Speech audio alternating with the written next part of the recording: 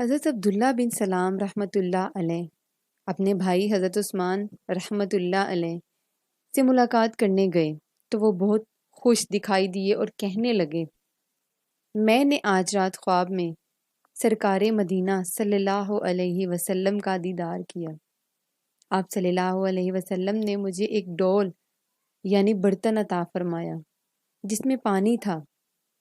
میں نے پیٹ بھر کر پانی پیا جس کی ٹھنڈک ابھی تک محسوس کر رہا ہوں۔ انہوں نے پوچھا، آپ کو یہ مقام کیسے حاصل ہوا؟ جواب دیا، نبی اکرم صلی اللہ علیہ وسلم پر کثرت سے درود پاک پڑھنے کی وجہ سے۔